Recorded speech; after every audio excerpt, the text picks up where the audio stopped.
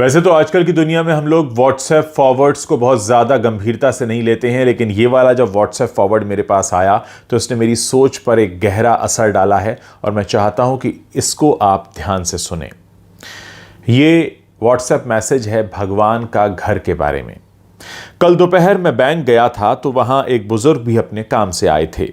वहां वो कुछ ढूंढ रहे थे। मुझे लगा शायद उन्हें पेन चाहिए, इसलिए उनसे पूछा तो वो बोले, बीमारी के कारण मेरे हाथ कांप रहे हैं और मुझे पैसे निकालने की स्लिप भरनी है, उसके लिए मैं देख रहा हूं कि कोई मदद कर दे।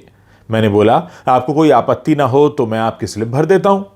उन्होंने मुझे स्लिप भरने की अनुमति दे दी। मैंने उनसे पूछकर स्लिप भी भर दी। रकम निकालकर उन्होंने मुझसे पैसे गिनने को कहा तो मैंने पैसे भी गिन दिए। हम दोनों एक साथ ही बैंक से बाहर आए तो बोले, सॉरी, तुम्हें थोड़ा कष्ट तो होगा, परंतु मुझे रिक्शा करवा दो। इस भरी दोपहरी में रिक्शा मिलना बड़ा कष्टकारी होता है। मैंने बोला, मुझे भी उसी ओर जाना है, मैं आपको कार से घर छोड़ देता हूं।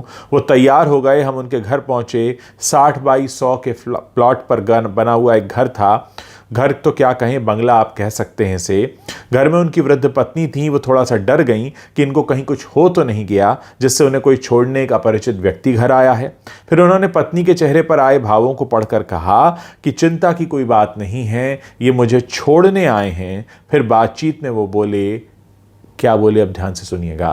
फिर वो बातचीत में बोले, इस भगवान के घर में हम दोनों पति पत्नी ही रहते हैं, हमारे बच्चे तो विदेश में रहते हैं। मैंने जब उन्हें भगवान के घर के बारे में पूछा तो उन्होंने बताया कि हमारे परिवार में भगवान का घर कहने की पुरानी परंपरा है। इसके पीछे की भावना ये है कि यह घर भगवान का है और हम तो उस घर में रहते हैं, जबकि लोग कहते हैं कि घर हमारा है और भगवान हमारे घर में रहते हैं।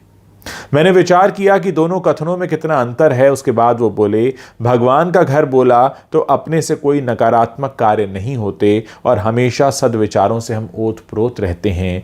बाद में मजाकिया लहजे में बोले, लोग तो मौत के बाद भगवान के घर जाते हैं, पर हम तो जीते जी ही भगवान के घर का आनंद ले रहे हैं। ये वाक्य भी जैसे भगवान ने दिया कोई प्रसाद ही है। भगवान ने ही मुझे उनको घर छोड़ने की प्रेरणा दी। घर भगवान का और हम उनके घर में रहते हैं। हमको इस कहानी से बहुत कुछ सीखने को मिलता है दोस्तों।